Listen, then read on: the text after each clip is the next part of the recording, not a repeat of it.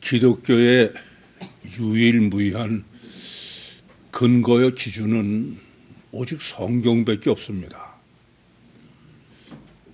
그래서 성경을 얼마나 성경대로 바로 해석을 하느냐, 이 문제는 가장 절대의 문제일 수밖에 없고, 이 점은 늘 우리가 고민을 해야 됩니다.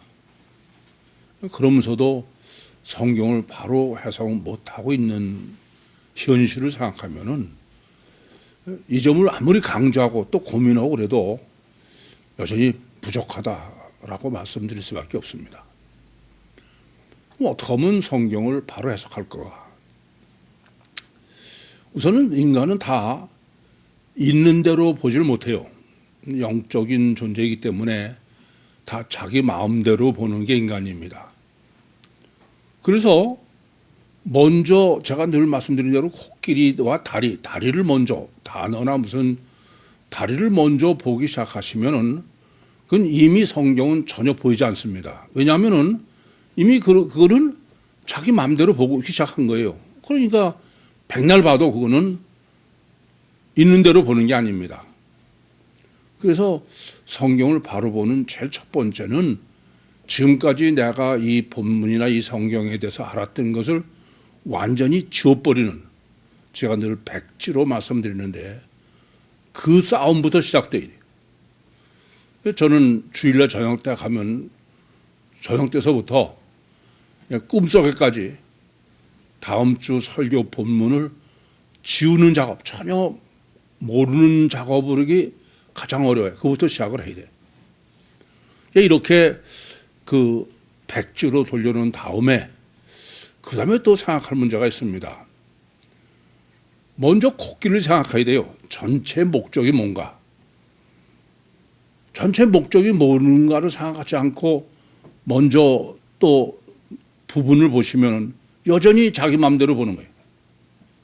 그래서 백지 상태에서 본문이 말하는 목적이 뭘까? 제가 늘 말씀드리는 코끼리가 뭘까 하는 겁니다. 그 가장 코끼리가 먼저야 되는 가장 대표적인 예가, 제가 7일 창조의 설계도로 보느냐 6일 창조의 설계도로 보느냐, 그 점을 가지고 늘 강조해 말씀을 드리는데, 먼저 7일 창조의 설계도로 보고선 창세기 1장 1절부터 31절 6일 창조를 보는 것하고 6일 창조의 설계도로 6일 창조를 보는 건 전혀 틀립니다. 그건 성경 해석이 전혀 틀린 거예요. 왜냐하면 이미 7일 창조의 설계도로 보면은 방향이 7일 창조로 정해져 있는 거죠. 근데 6일 창조라면 6일로 정해져 있는 거야. 그래서 항상 드린 말씀대로 먼저 백지가 된 다음에는 목적이 뭐냐, 코끼리 전체 목적이 뭐냐. 또 말씀드리지만 마음대로 보니까 먼저 목적을 정확하게 분별하고 그래야 방향이 맞죠. 그렇지 않으면 그건 절대로 바로 해석할 수 없다. 이 점을 명심하셔야 됩니다. 뿐만 아니라 뭐 성경이 오늘 본문도 마찬가지입니다만은 본문은 성경은 대체로 한 단락 아니라도 좀 내용이 복잡할 수 있습니다. 오늘 본문도 베드로의 기도의 내용과 또 환상, 뭐 기도까지는 2절밖에 안 되고 환상은 6절이나 할애하고 있는데, 이럴 경우에 다리로 보면 뭐 기도와 환상 둘이죠. 그런데 전체로 보면은 환상과 기도와 환상을 따로 봐서는 안 되니까. 그럼 목적이 뭐냐 이게. 그러려면은 어느 게 주제고 어느 게 부제일까, 그 분별을 또 고민하셔야 된다. 그렇지 않고 해석하면은 그건 성경은 있는 성경대로 해석할 수 없어요. 이런 점을 먼저 많이 고민하셔야 됩니다. 이 본문 해석하는 데 있어서도 그것만 가지고 되는 게 아니에요. 본문은 해석하는 조건이 있어요. 그냥 해석하도록 구성되어 있는 게 아닙니다. 첫째는 지금 본문은 선교 신학이에요. 그러니까 9장 31절에 교회론을 명확하게 정립한 다음에 그래서 이제 선교를 시작하는 것인데 그 선교를 시작하는 것을 베드로가 애니아의 중풍병을 고치는 거로 원죄론을 정립하고 그다음에 죽은 다비다를 살리는 거로 부활론을 정립했어요. 먼저. 이 말은 뭐냐면은 선교의 내용은 어떤 것이어야 되느냐. 그것은 원죄론이요 부활론이다. 그것은 복잡하지 아주 명확하게 그렇게 먼저 정립을 하고 그런 다음에 지금 본문 10절은 사도행전 10장은 이방인 고넬료에게 이제 복음을 전하게 되는 과정을 지금 기록하고 있는 게 이 10장인데 근데 이 지금 10장을 먼저 고넬료고 그다음에 지금 베드로예요. 근데 이것을 선교론으로 고넬료도 이해해야 되고 베드로도 이해해야 된다. 그것이 지금 9장 31절부터 본문에 이르는 문맥상의 구조다. 그렇게 보셔야 되겠습니다.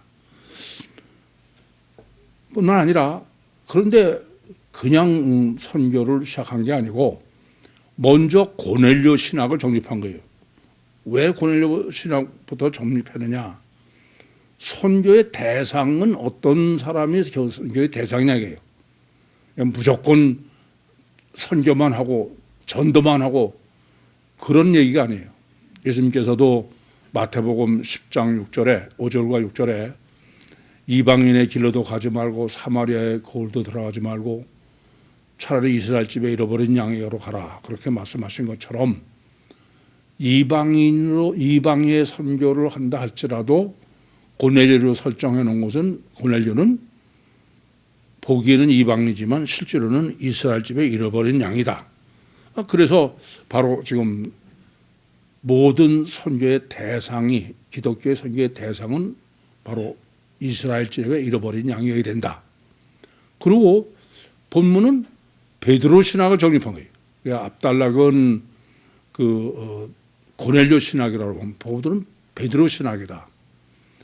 선교하는 사람 자신도 어때야 되느냐. 선교는 자신 그냥 내가 어떤 존재다도 모르고 그냥 전도왕이다 그러고서 뭐 많이만 데려오면 되느냐. 그렇게 되는 게 아니다 그런 얘기예요. 그래서 본문은 선교 신학을 정립하는데 베드로 신학을 정립하는 것이다. 본문의 목적이. 그것부터 바로 보셔야 돼요. 그런데 왜 이 말씀을 드리냐. 이 본문에 대한 그 주석이나 이런 걸 보면은 이 본문의 목적이 뭔지 전혀 알 수가 없어요. 뭐 주로 이제 그 환상에 대한 것이 본문 해석의 모든 지면을 할애하고 있는 게 일반적인 주석인데 물론 환상이 대단히 환상 중요하고 환상 신학을 반드시 정립해야 됩니다. 여러분은 이미 이 본문으로 제가 영성 세미나에서 환상 신학을 정립해 드렸기 때문에 그것을 하신 전제로 지금 본문을 정리해 가겠습니다만은 환상 신학도 워낙 중요하니까 이따 강의 시간에 환상 신학을 정립해 드리겠습니다. 어쨌거나 본문의 전체적인 지금 코끼리는 베드로 신학을 정립하는 것이지 환상 신학은 아니다. 그래서 베드로 신학을 정립하기 위한 부재로서의 환상은 이해이지 환상 자체가 주제는 아니다. 이 점을 우선 정확하게 이해하시고 그리고 본문을 정립해야 되겠습니다. 항상 드린 말씀대로 또 성경을 해석하실 때는 강조점을 본문이 뭘 강조하고 있나 그걸 생각 안 하시면은 성경을 바로 해석하는 건 불가능해요. 그래서 강조점 중에 항상 매번 드리는 말씀이지만 그건 첫 단추에 처음 시작입니다. 첫 단추 잘못 끼면 뭐 그다음엔 바로 낄 수가 없으니까 그런 의미에서 항상 첫 단추의 강조법은 철저하게 생각하셔야 돼요. 본문 보시면은 우선 그 첫 단추 강조법이 그 강조법 같지 않아요. 보시는 대로 이튿날 저희가 행하여 성에 가까이 갔을 그때 이런 걸 써야 되냐 이거예요. 그렇지 않습니까? 요한복음 20장 30절과 31절에 기록한 것처럼 주님이 공생에 또 행하신 사역에 대해서도 아주 특별히 엄선해서 그렇게 기록하지 이것저것 기록하는 게 아니라 그러는데 이게 왜 꼭 필요해요? 이걸 아주 첫 단추로 강조하고 있는 거예요. 그렇다면 우리는 본문이 보통 중요한 게 아니다. 그렇게 성경은 강조하고 있다. 이렇게 먼저 보셔야 됩니다. 두 번째로는 이 본문은 지금 문맥사로 보면은 압달락은 고넬료의 신학이고 지금 본문은 베드로의 신학이에요. 그렇다면은 지금 이 이튿날서부터 이어지는 그때 이것까지는 압달락과 관련된 거지 베드로는 아니다. 그게 원래 정상적인 구조여야 돼요. 그런데 이것을 1절부터 8절에 포함시키지 않고 첫째 달에 포함시키지 않고 지금 베드로를 신학을 정립하면서 이걸 지금 기록하고 있는 거예요. 이게 보통 강조법이 아니다. 어떤 강조법일까? 이거는 아까도 7일 창조의 설계도에 대해서 잠깐 말씀을 드렸습니다만은 창세기 2장 1절부터 3절을 보시면은 이것은 율신의 호칭으로나 또는 날짜가 첫째 날부터 일곱째 날을 전개하는 거로 보나 그거는 창세기 1장에 배열해야 맞습니다. 창세기 2장은 이제 여호와가 호칭도 달라지는데 그런데 창세기 2장 1절부터 3절을 1장에 배열하지 않고 2장에 배열했다. 이게 도대체 이게 어떤 하나님의 뜻이고 의도냐. 그것을 제가 이것은 창세기 1장의 결론이면서 동시에 창세기 2장의 서론이다. 늘 말씀드린 양다리다. 그렇게 말씀드렸어요. 이건 보통 중요하지 않다 그랬습니다. 그래서 창세기 1장을 해석할 때도 창세기 2장 1절부터 3절을 결론으로 놓고선 해석해야 되고 창세기 2장을 했을 때도 창세기 2장 1절부터 3절을 서론으로 놓고 해석하고 정립해야 된다. 그렇게 말씀을 드렸는데 그러나 마찬가지예요. 지금 이 본문의 의도는 고넬료 신학 1절부터 8절의 결론이고 동시에 베드로 신학의 서론으로 그렇게 본문을 먼저 보고선 해석하라. 그런 의도라고 이런 강조법이다. 이 점을 강구해서는 안 됩니다. 두 번째로는 본문은 이렇게 양다리라는 의미 자체가 고넬료와 베드로의 대저론이다. 그러니까 본문은 고넬료 없이 그냥 베드로만 정립하면 안 된다. 그런 말씀이에요. 그러니까 반드시 고넬료와 베드로를 대조해서 정립해라. 그럼 고넬료는 어떤 사람입니까? 압달락에서 계시한 대로는 이탈리아 사람이야. 이방인이다 이거죠. 그러고도 또 굳이 군대의 군인 백부장이다. 군인이다 그런 말씀이에요. 그게 바로 고넬료다. 그런데 지금 본문에서는 베드로는 어떤 거냐면은 예수님의 수제자예요. 예수님 제자 중에서도 가장 첫 번째 수제자죠. 그럼 이 대비론을 지금 본문이 강조하려고 하는 것은 고넬료는 이방인이고 베드로는 유대인이고 그걸 성경적으로는 이 고넬료는 짐승이라는 거야. 그리고 베드로는 하나님의 백성이고 그래서 그 환상에도 이 고넬료를 의미하는 것을 뭐로 했어요? 짐승으로. 그러니까 짐승과 하나님의 백성인과 대비론. 그것이 첫째 고넬료와 베드로 대비론이다. 세 번째는 이 고넬료는 경건한 사람이면서 완전한 가장이면서 그리고 많은 백성의 구제를 했다. 요 다음에 베드로를 찾아온 이 사람들이 고넬료를 설명할 때도 의인이다 그래요. 그러니까 이 고넬료는 어떤 사람이냐면은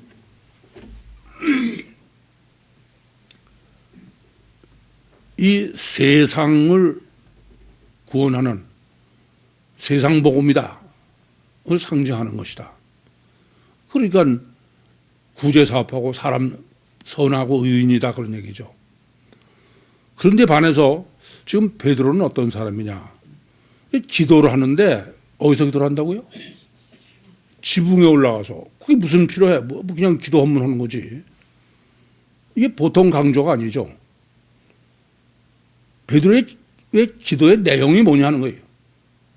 이것을 지금 고넬료하고 대비해서 보면은 베드로의 기도의 내용이 뭔지 금방 알 수 있어요. 그러니까 고넬료는 육과 세상을 위한 것이라고 하는데 지금 베드로는 기도하는 내용이 일부러 지붕에 올라가서 앞에서도 다비다도 왜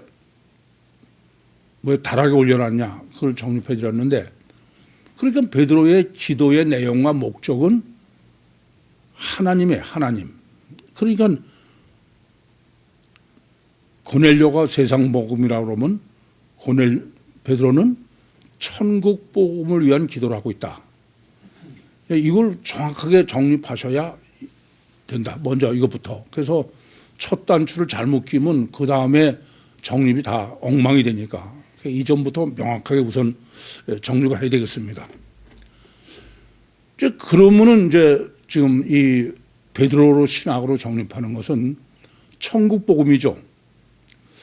이 천국 복음은 어떤 것이냐? 천국 복음은 바로 7일 창조의 설계도로 제가 말씀드리는 대로 7일 창조의 창세기 1장 벌써 2장 3장까지 7일 창조로 정립한다는 말은 그게 첫 단추니까 그러면 성경 전체는 뭐로 해석해야 된다는 얘기예요? 7일 창조로 해석해야 돼. 이 7일 창조로 해석하면은 천국 완성이에요. 하나님과 인격적으로 화목한 자녀로 천국을 완성하시는 것이 천지 창조의 설계다 이겁니다. 그 말은 무슨 말씀이냐면은 성경은 처음부터 내용이 뭐라고요? 천국 복음이에요. 아시겠습니까? 이건 어디도 그건 첫 단추니까. 그건 창세기를 1장을 7일 창조의 설계로로 정립을 못했기 때문에 나머지 성경 해석이 전부 잘못되는 거예요. 이게 첫 단추는 절대로 중요합니다. 그런데 지금 그러니까 첫 번째는 지금 본문은 무슨 말씀? 지금 베드로는 이렇게 천국 복음으로 하나님께서 목적으로 천국 7일 창조로 해놓으신 것을 천국 복음을 위해서 기도하는 것이다. 성경 전체 내용 중에 이 점을 가장 명확하게 계시한 것이 지난주에도 말씀드렸지만 주님이 공생에 이 땅에 오시는 것을 이 점을 모르기 때문에 자꾸 예수님께서 무슨 육과 세상을 구원하고 육체의 죄를 사고 이런 짓을 하는 거예요. 예수님이 공생을 시작하는 것 자체가 마태복음 4장 17절에 회개하라 천국이 가까웠나니라 이렇게 시작하셨을 뿐 아니라 같은 단락인 23절에 천국 복음을 전한다고 말씀하시고 마태복음 9장 35절에도 또 마태복음 24장 14절 뭐 지난주에도 말씀드렸지만 드문드문 말씀하신 게 아니라 이건 계속인데 그때만 기록한 거지. 다르게 말씀드리면 주님이 이 땅에 오신 목적은 뭐라고요? 이건 천국 복음이에요. 성경 전체도 천국 복음이고 예수님도 천국 복음을 전하러 오셨다. 그것을 먼저 강조하고 있는 것이 본문이다. 그런데 이 본문에서 고넬료하고 대비론으로 반드시 정립하라. 이런 지금 구절하고 말씀드렸는데 이 점이 대단히 중요한 거예요. 이 고넬료 신학은 뭘 정립했느냐. 고넬료라는 사람은 어떤 사람이냐 하면은 군인이에요. 그렇죠? 이방인이고 군인입니다. 그리고 이방인이고 군이라는 의미는 뭐예요? 육만이 절대야. 그건 뭐 죽고 살고 육만이 절대고 지난번에도 군사 문화를 말씀드렸지만 그건 가시적 결과만이 절대지 무슨 과정이라든가 그거는 전혀 의미가 없는 거예요. 그게 군인을 의미하는 것이다. 그러니까 먼저 이 고넬료로 설정해 놓은 것은 고넬료는 육이 절대요. 가석 결과가 절대요. 그런데 그러면서 또 이 사람은 영 이해가 안 되는 게 있죠. 뭐냐면은 하나님을 경외한다는 거예요. 이게 어떻게 가능하냐 이게요. 그래서 하나님하고 늘 동행한다는 거예요.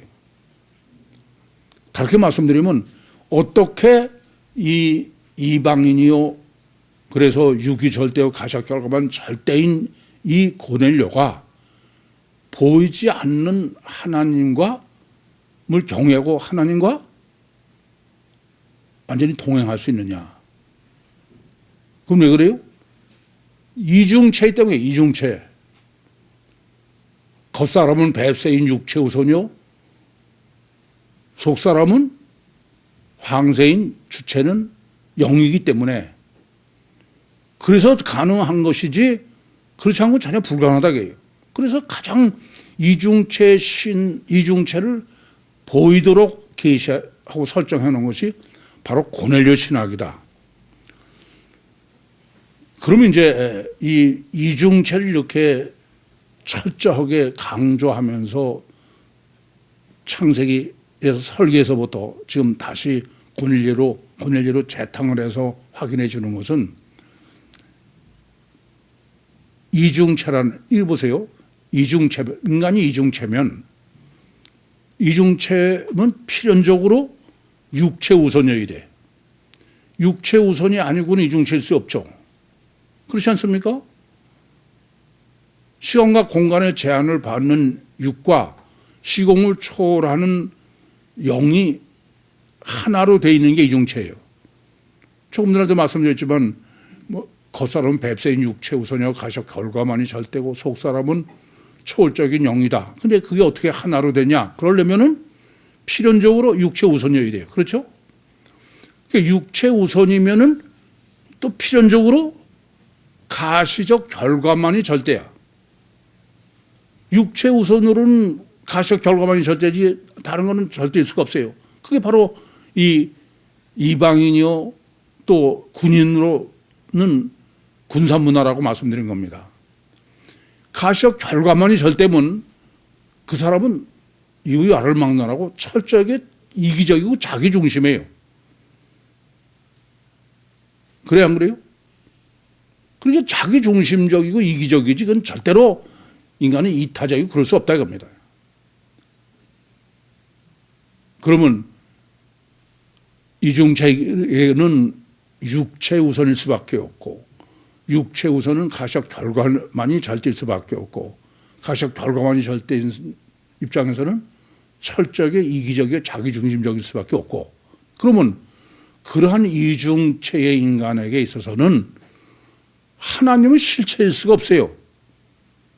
초월적이고 보이지도 않는 하나님이 실체일 수 있어요? 실체일 수 없어요. 관념이 필연입니다. 그 말은 무슨 말이냐면은 원죄를 질 수밖에 없다 이거예요. 그건 필연이지 무슨 왜 선악과는 도서 말썽이야. 그건 전혀 잘못 해석하는 거예요. 선악과와 아무 상관없이 그래서 제가 그 창세기 3장을 해석할 때도 이미 하나님을 떠난 상태다. 창세기 1장 3장 1절 이후가. 그럼 하나님을 떠나서 선악과를 먹은 거지 선악과를 먹어서 하나님 떠난 게 아니다. 무슨 말씀이냐면 필연적으로 원죄를 범할 수밖에 없는 게 인간이에요. 하나님의 하면 관념이지 실체일 수 없다. 실체는 뱀이 실체고 하나님은 아니다. 그게 창세기 3장의 증거다. 그래서 이제 이렇게 원죄론을 다시 우리가 정립하고서 지금 이 본문에서 이 이방인인 고넬료와 또 유대인인 베드로의 대변론으로 정립하는 것으로 성경 전체를 하나 정립하고 넘기셔야 되는 것은 이 이방인은 왜 그렇게 그냥 짐승으로 성경이 계시를 하느냐. 그건 이방인은 원죄를 계시는 거예요. 원죄. 이해되십니까? 그러니까 로마서 5장 12절에 한 사람으로 말미암아 죄와 사망이 들어왔다. 원죄. 그게 바로 이방인을 계시하는 것이다. 마귀의 실제를. 그래서 가난을 정복할 때도 그냥 싹 쓸어 없애라 그런 얘기죠. 그러면 유대인은 뭘 설정한 거냐? 원죄는 필연적으로 로마서 3장 10절에서 12절에 기록한 것처럼 죄를 질 수밖에 없어. 근데 바로 이 유대인은 자범죄를 계시하는 거다. 원죄는, 이방인은 원죄, 유대인은 뭐요? 다 죄는 이제 자범죄다. 자범죄에 관한 신학은 지난주에 정립해 드렸습니다. 이제 여기까지를 정립하시고서, 그래서 이제 지금 베드로가 기도를 하는 것은, 베드로는 지금 그 선교자로서 천국 복음을 지금 위해서 기도하고 있다는 게 본문의 강조점이다. 그렇습니다. 그러면 천국복음은 어떤 게 천국복음이냐? 천국복음은 바로 신관계만이 절대인 것이 천국복음이다. 아까도 말씀드렸지만 창세기 7일 창조의 설계도도 바로 천국복음은 신관계, 하나님과 화목한 거다 그랬어요. 그게 지금 본문도 베드로가 기도를 하는데 어떻게 기도를 하냐면은 그 지붕에 올라가서, 그러고선 제6시라는 게 왜 제6시일까요? 제6시는 우리나라 지금 시간으로 하면은 낮 12시야. 햇빛이 가장 강할 때죠. 다르게 말하면 여전히 하나님과의 관계를 강조하고 있는 것이 지금 베드로의 기도의 내용이고 천국 복음이다. 그러니까 천국 복음은 다른 게 아니다. 다른 게 아니고 기도한다는 건 뭐냐면 하나님이 직접 강림하셔서 직접 인간과 함께, 지금 기도는 직접 교제를 하는 거예요. 아시겠습니까? 하나님과 직접 교제, 직접 강림해서 실제적으로 주님과 교제를 하는 그것이 바로 신관계가 절대다. 인간관계가 절대가 아니다 이겁니다. 그것부터 우선 정확하게 돼요. 그러니까 그 고넬료를 소개할 때는 고넬료는 뭐가 절대예요? 인간관계가 절대예요. 경건하고 가족에도 완전한 가장이고 또 많은 백성을 구제하고. 그런데 지금 베드로는 그런 내용이 전혀 없어요. 오직 하나, 지붕에 올라가서 제6시 하나님께 기도만 했다. 신관계가 절대다 그런 얘기입니다.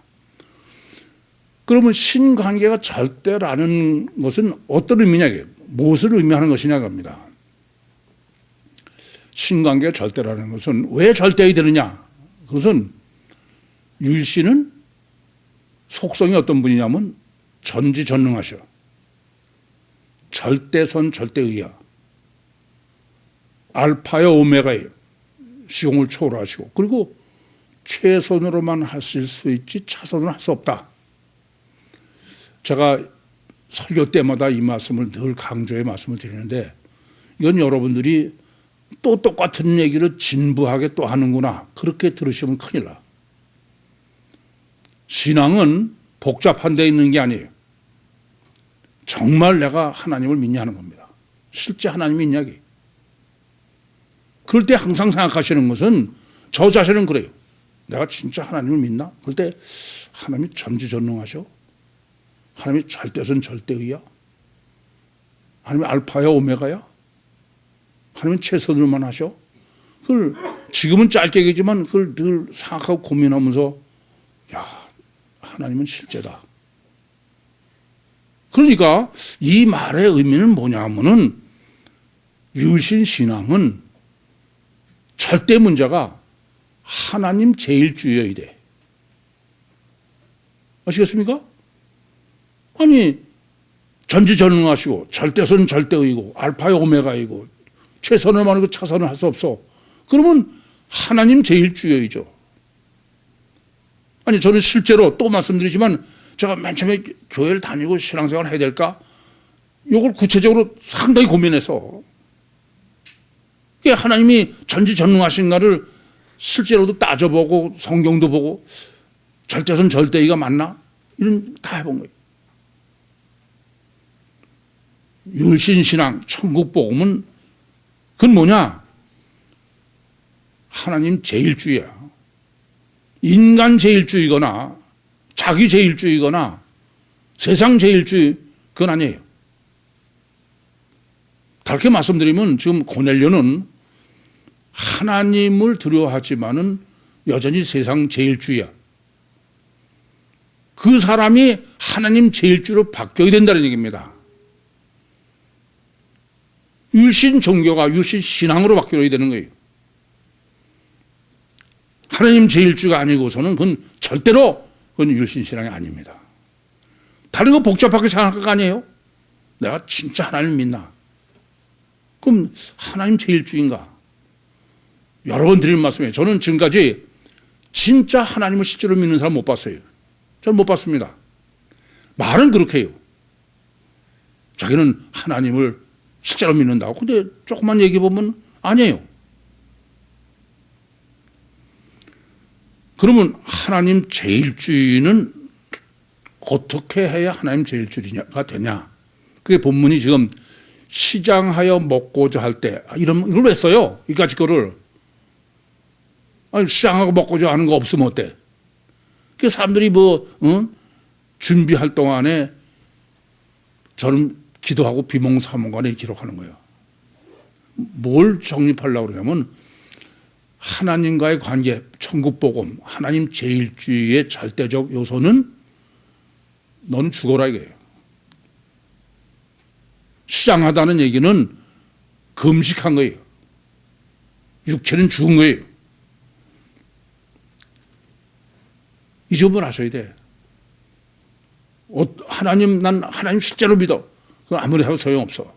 그 실제는 내가 얼마나 나를 부인하는, 육체를 부인하는 게, 자기를 부인하는 게, 이게 특별히 지금 시장한다는 것은 육체 우선의 그것을 포기하고 부인하는 것이죠. 그것이 아니면 절대로 그건 하나님 믿는 게 아니에요. 그래서 아까도 말씀드렸지만, 목사고 평신도고 간에, 보면 다 하나님 믿고 다 그런다고 그래. 그런데 조금 얘기해보면 하나님 제일주의가 아니더라고요. 다 자기 제일주의야. 그건 하나님 믿는 거 아니에요. 이건 항상 고민하셔야 돼. 아시겠습니까? 그런데 하나님 제일주의가 간단하고 문제가 안 된다 그러면은 이렇게 설정할 이유가 없죠. 굳이 베드로가 지금 시장해가지고 육체를 부인하고 그래서 천국 복음을 위해서 지붕에 올라가서 기도하고 그럴 이유가 없죠. 그래서 본문은 베드로 신학의 우리가 생각 못하고 있었던 것의 가장 절정적인 정립이다. 이 베드로 신학에 이걸 정립하지 못하고선 선교로 나가봐야 그건 선교가 아니다. 그 베드로가 어떤 사람이냐 우선. 베드로는 예수님의 수제자죠. 그러니까 예수님께서 직접 선택하셔서 고르신 거야. 선택한 제자 12명 중에 제일이야. 제일 완전한 제자죠. 뿐만 아니라 3년 반 동안 같이 데려다니시면서 다 말씀으로 또 보여주시고 완전히 나가신 거야. 그러니까 그 베드로는 제자 중에서도 가장 완전 제자죠. 그래서 그 천주교에서는 베드로를 교황이라고 그러고 충분히 이해가 됩니다. 그런데 이런 그러니까 베드로는 이상의 다른 사람이 다 자기 제일주의고 그렇다 하더라도 베드로는 예수님 하나님 제일주의래야 맞아.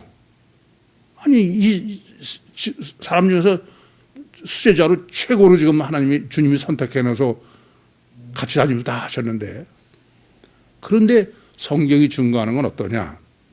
첫째, 마태복음 16장 21절부터 23절에 보시면은 예수님께서 비로소 주님의 십자가 부활을 제자들에게 처음 계시하셨어요.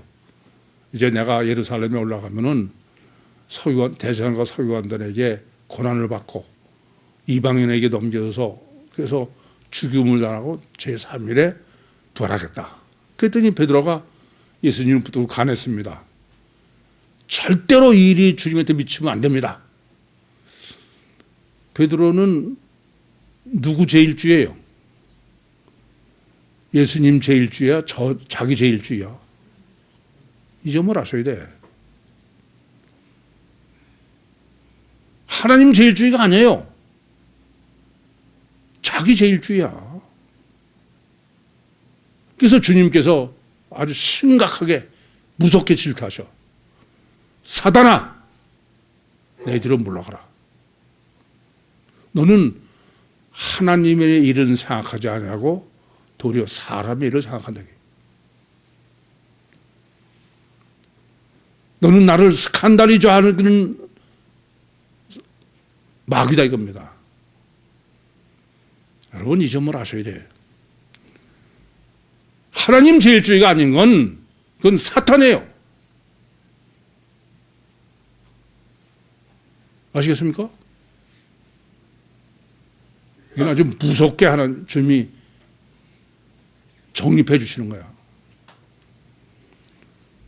두 번째로 이 베드로가 주님 제일주의가 아닌 한심한 건 요한복음 13장 8절입니다. 주님께서 제자들 발을 씻겨주시다가 베드로한테 오셔서 베드로가 절대 안 된다게 펄펄 뛰는 거야. 우리 생각에는 베드로가 뭐 겸손해서 성경은 그 얘기하는 거 아니야. 겸손 이런 거는 다 택도 없어. 하나님 제일주의냐 나 제일주의냐. 주님께서 너 안 돼, 내가 꼭 시켜야 된다고 펄펄 뛰고 안 된다는 거야. 너고 나하고 상관이 없어도 안 된다는 거야. 누구 제일주의예요? 자기 제일주의야. 그건. 이걸 아셔야 돼. 우리는 우리 기준으로 주님 겸손해서 무슨 그건 절대 기준이 되면 안 돼. 가장 중요한 기준은 하나님 제일주의야. 아시겠습니까? 이렇게 3년 반 동안 데리고 공생애 때 다 자기 제일주의 때문에 혼싸대기 난 베드로가 마태복음 26장 31절 이하에 보시면 예수님께서 너희가 나를 스칸달리죠 하겠다. 나를 부인하겠다 했더니 베드로가 또 펄펄 뛰는 거냐. 절대로 그럴 일이 없습니다. 난 주님과 같이 죽을지언정. 이건 심각한 문제예요. 예수 제일주의가 아니야. 자기 제일주의야. 이 점을 아셔야 돼. 이런 점을 모르고 그냥 저 사람이 무슨 열심이다 베드로보다 더 열심인 사람이 어디 있어. 그런데 주님은 사탄이라는 거야.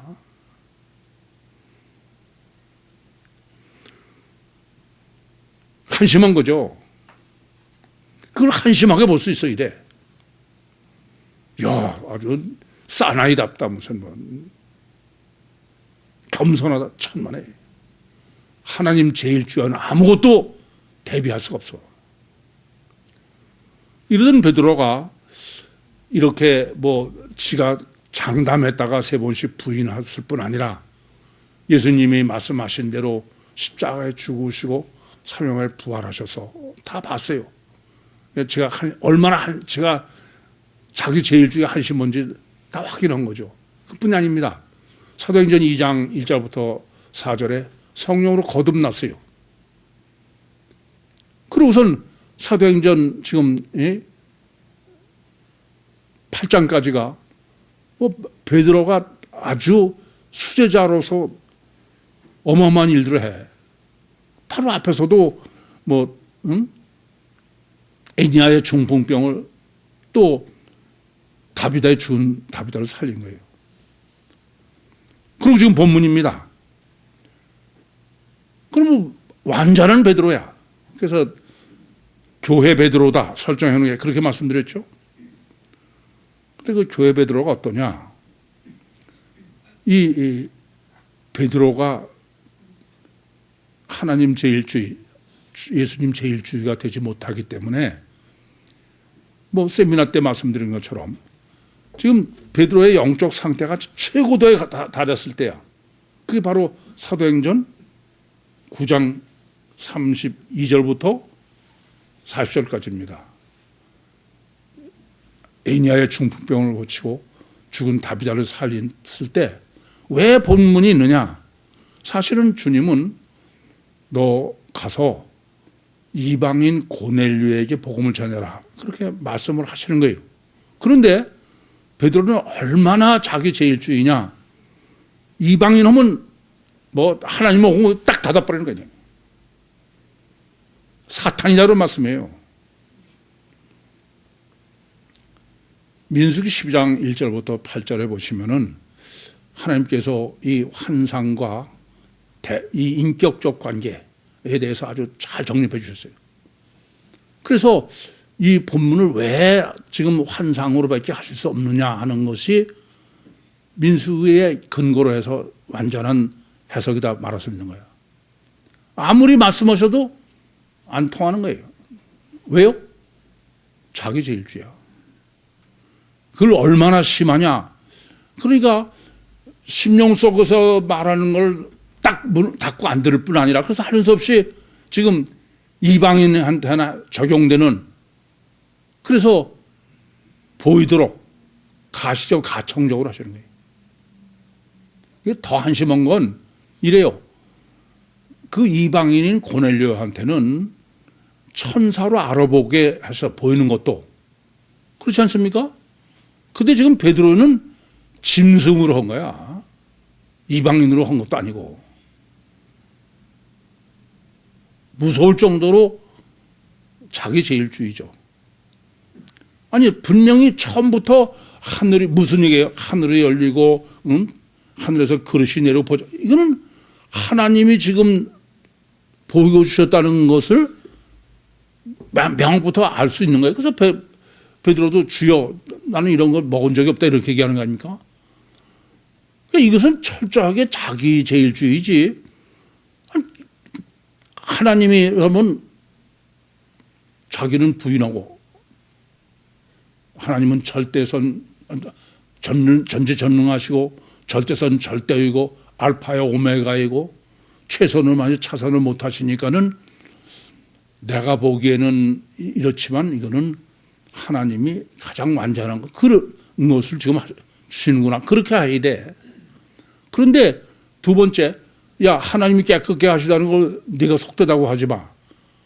그렇게 또 말씀하셨어요. 첫 번째부터 하나님이 주신 것은 베드로가 알기 때문에 주요라고 그랬고 또 하나님이 하신 걸로 깨끗하지 말라. 그런데도 이런 일이 3번이라는 거야. 뭘 강조하는 거예요? 이 점을 아셔야 돼.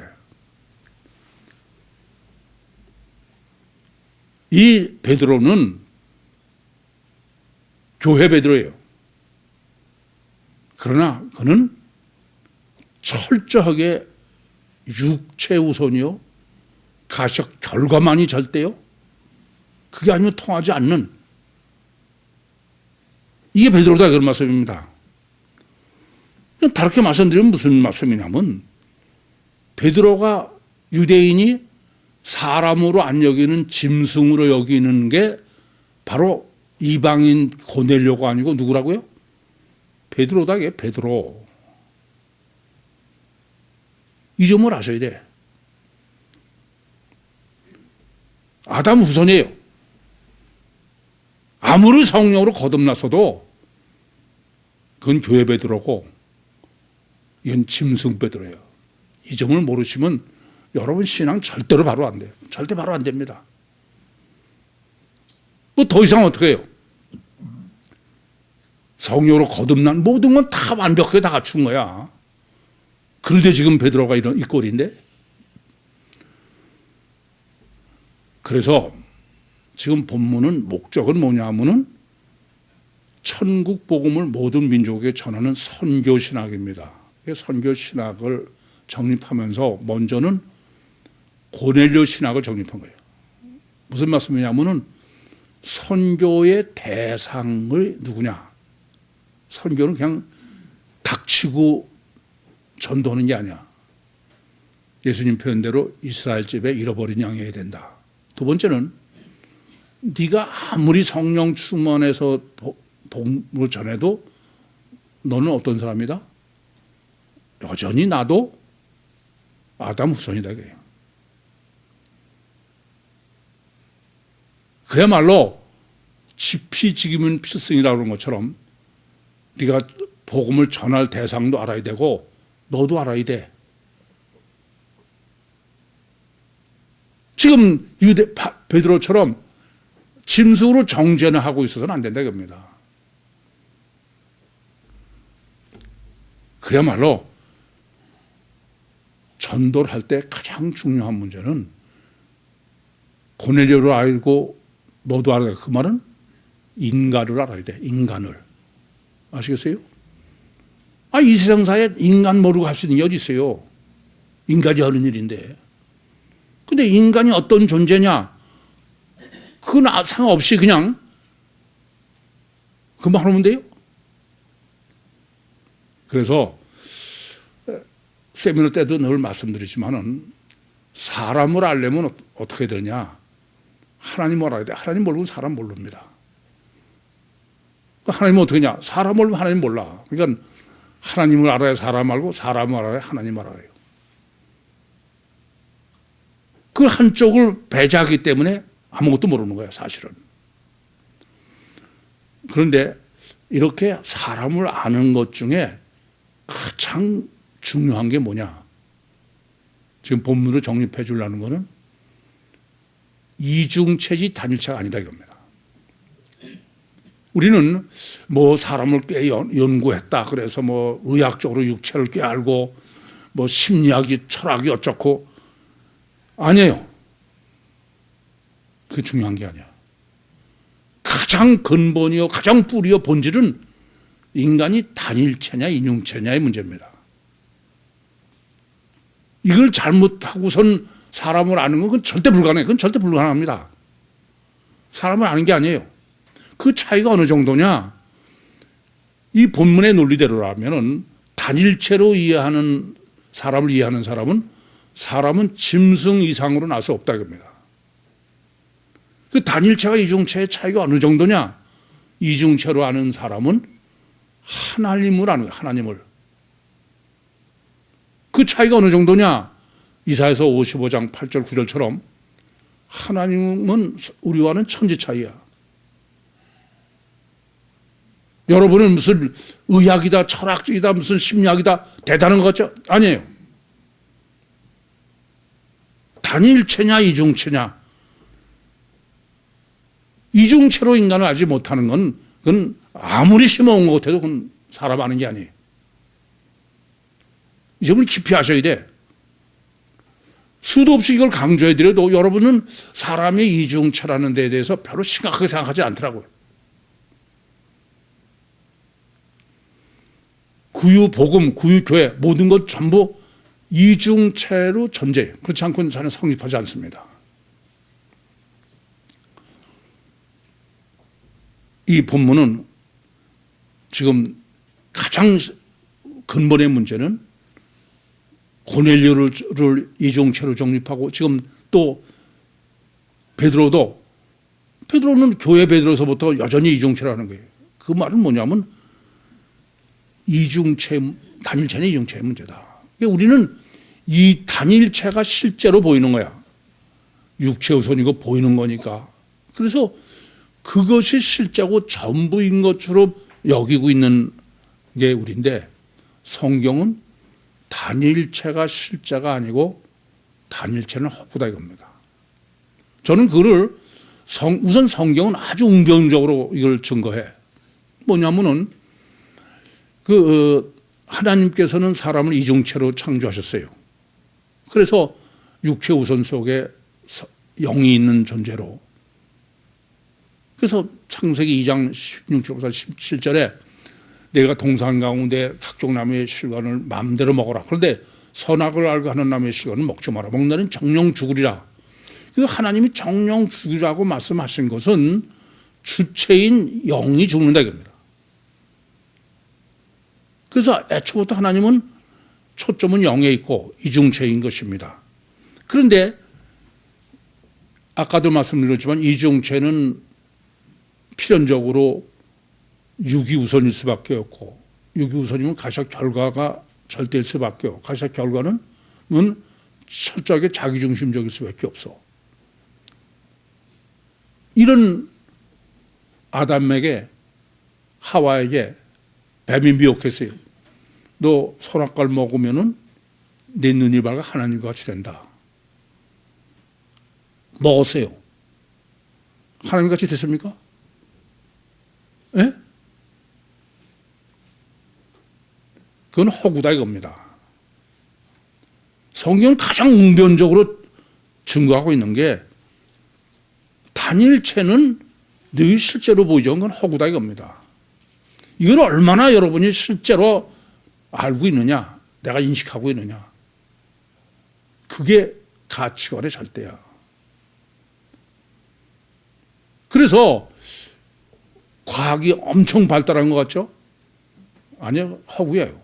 제가 그래서 뭐 과학자로 뭐 어떤 사람하고 해도 그건 당신은 그건 허구다 이게요.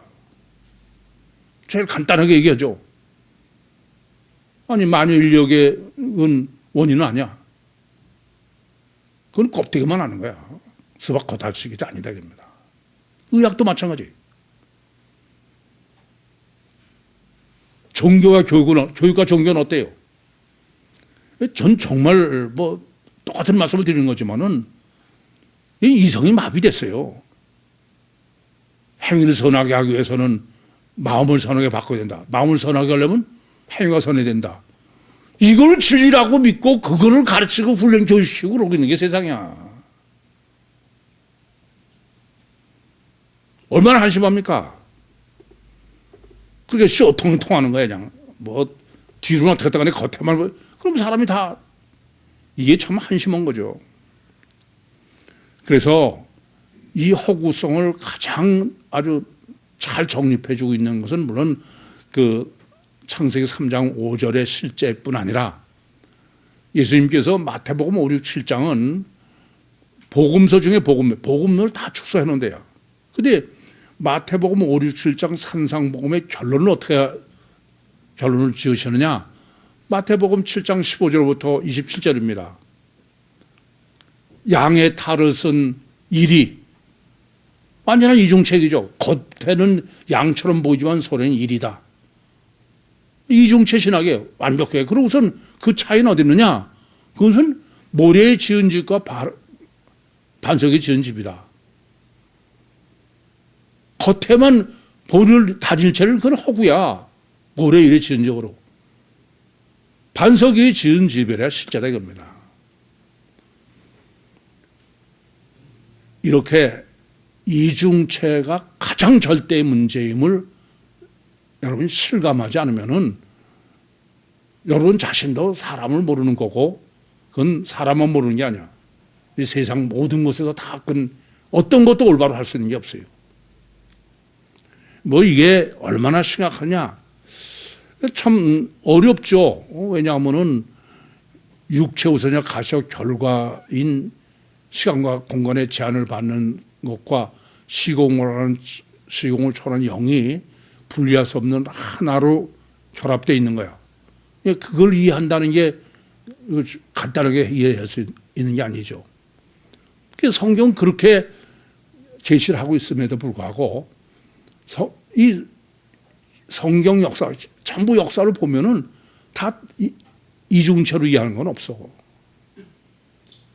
가장 대표적인 게 인간은 지금 본문이 정립해주고 있는 내용이기도 합니다.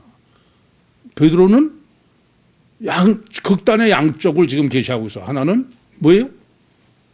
교회 베드로예요. 하나는 이방 육체 짐승 베드로야. 보이는 게 육이 아니면 안 되는. 이걸 모르기 때문에 아니 왜 허구냐 단일체가. 예컨대 늘 말씀드리지만 성경은 아브라함은 하나님이 갈대아우를 떠나라. 내가 가라. 그러니까 그때는 완전히 하나님을 믿는 실제적인 아브라함이죠. 그런 사람이 기근이었다고 해서 애굽으로 간 것까지도 그런데 마누라 팔아먹는 짓을 하는 거야. 그 강조법은 뭐예요? 이중채락입니다. 널뛰기야.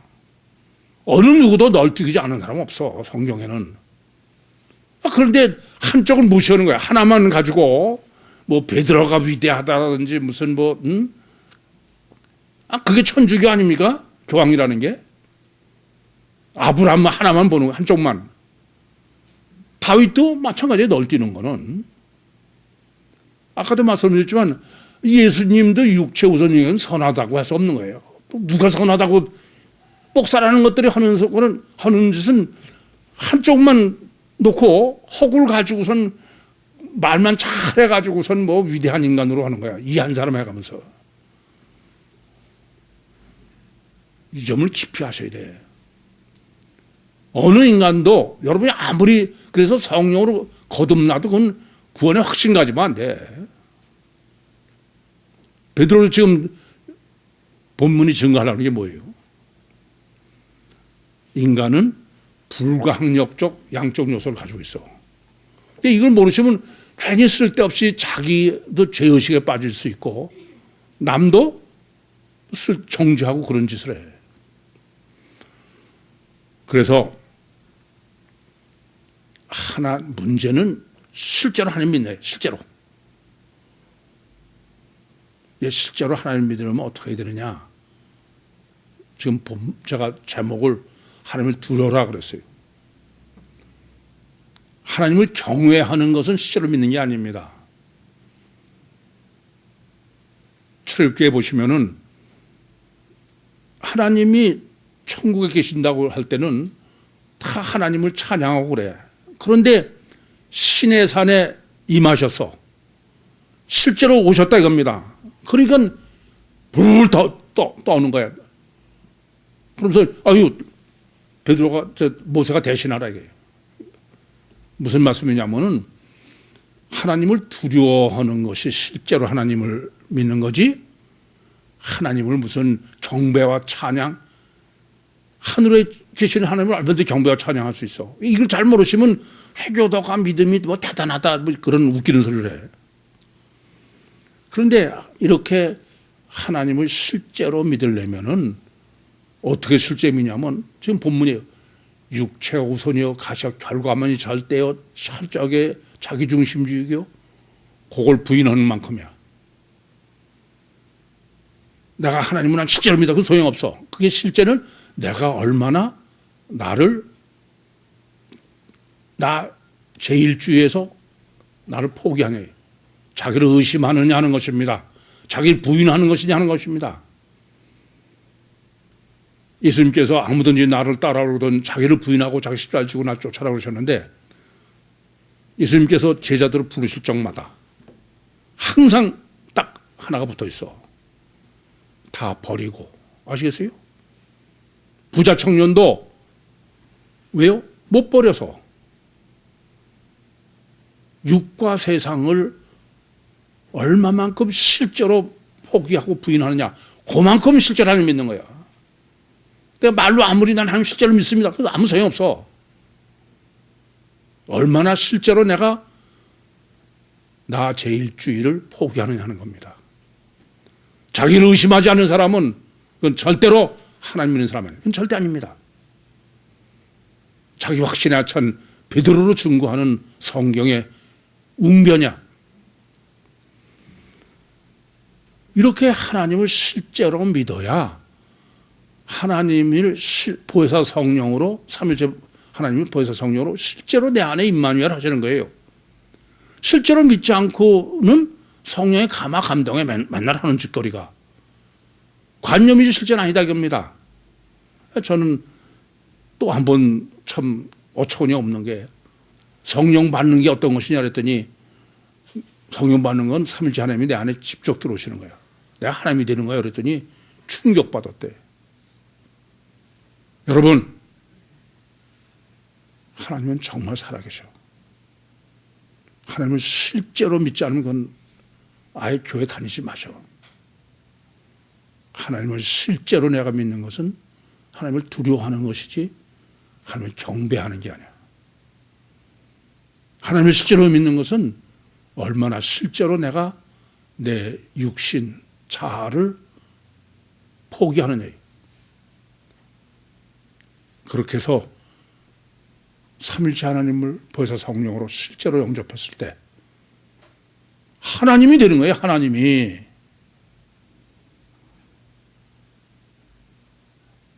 하나님이 되셔서 하나님의 능력으로 이신과 세상을 승리하시고 하나님으로 천국 주인이 다 되시기를 간절히 소원합니다. 기도하시겠습니다. 살아계신 아버지 하나님, 은혜와 사랑을 감사합니다. 저희의 완악함을 다시 한번 깨닫게 하시니 찬양합니다. 더욱더 은혜와 긍휼을 베풀어 주셔서 정말 하나님을 두려워함으로 실제로 주님을 믿고 주님을 영접해서 실제로 하나님의 자녀가 되게 해 주시옵소서. 예수님의 이름으로 기도하옵나이다. 아멘.